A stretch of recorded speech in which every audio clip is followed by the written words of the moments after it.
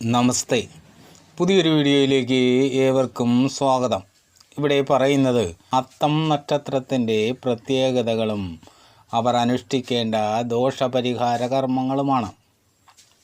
നിങ്ങൾ ഈ ചാനൽ ആദ്യമായിട്ടാണ് കാണുന്നതെങ്കിൽ ഒന്ന് സബ്സ്ക്രൈബ് ചെയ്യണേ.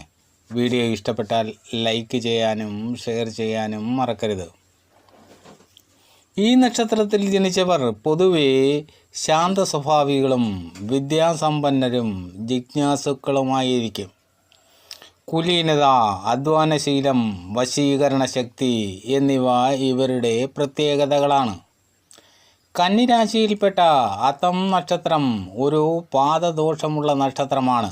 അത്തം നക്ഷത്രത്തിൻ്റെ ആദ്യ പാദത്തിൽ ജനിച്ചാൽ പിതാവിനും, രണ്ടാം പാദത്തിൽ ജനിച്ചാൽ അമ്മയുടെ സഹോദരനും, 3ഉം 4ഉം പാദങ്ങളിൽ ജനിക്കുന്നത് ജാതകനും അമ്മയ്ക്കും നാശമുണ്ടാക്കുമെന്നാണ് സാധാരണ നിയമം. എങ്കിൽ പോലും ഇതിനെല്ലാം തന്നെ പ്രത്യേകമായ ആഴ്ച, പക്കം, സമയം ഇവയെല്ലാം ഒത്തുവരണമെന്നുണ്ട്.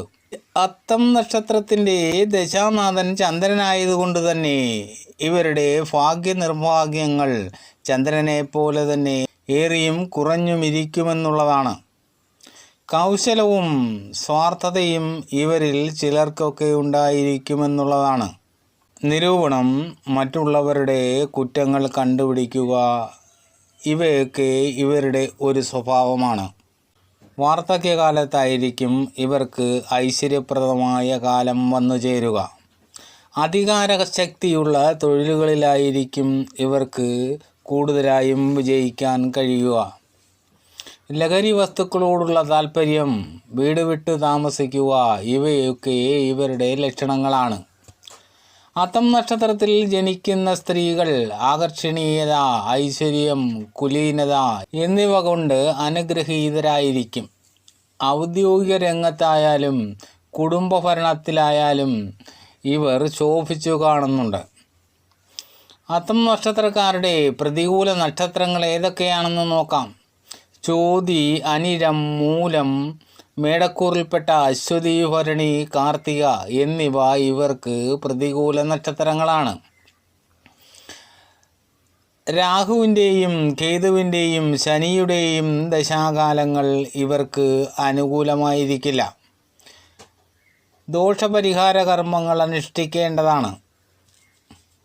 രോഹിണി, അത്തം, തിരുവോണം എന്നീ നക്ഷത്രങ്ങൾ വരുന്ന ദിവസം ക്ഷേത്രദർശനം തുടങ്ങിയ കർമ്മങ്ങൾ അനുഷ്ഠിക്കുന്നത് നല്ലതാണ്. ദുർഗാദേവിയെ ഭജിക്കുന്നത് അത്തം നക്ഷത്രക്കാർക്ക് ശ്രേയസ്കരമാണ്. ജാതകത്തിൽ ചന്ദ്രന് പക്ഷബലമുണ്ടെങ്കിൽ പൗർണമി ദിവസം ദുർഗാപൂജയും, ചന്ദ്രന് പക്ഷബലമില്ലെങ്കിൽ അമാവാസ്യ ദിവസം ഭദ്രകാളി പൂജയും നടത്തുന്നത് അത്തം നക്ഷത്രക്കാർക്ക് നല്ലതായിരിക്കും. അത്തവും തിങ്കളാഴ്ചയും ചേർന്ന് വരുന്ന ദിവസം പ്രാധാന്യത്തോടുകൂടി ക്ഷേത്രദർശനവും വ്രതാനുഷ്ഠാനങ്ങളും നടത്താവുന്നതാണ്. രാശ്യാധിപനായ ബുധനെ പ്രീതിപ്പെടുത്തുന്ന കർമ്മങ്ങൾ ശ്രീകൃഷ്ണ ക്ഷേത്ര ദർശനം, ഭാഗവത പാരായണം തുടങ്ങിയവ അനുഷ്ഠിക്കാവുന്നതാണ്. വെള്ള, പച്ച എന്നീ നിറങ്ങൾ അത്തം നക്ഷത്രക്കാർക്ക് നല്ലതാണ്. അത്തം നക്ഷത്രത്തിൻ്റെ നക്ഷത്രദേവത സൂര്യനാണ്. സൂര്യപ്രീതികരങ്ങളായ മന്ത്രങ്ങൾ നിത്യവും ജപിക്കുന്നത് ഇവർക്ക് ഉത്തമമായിരിക്കും.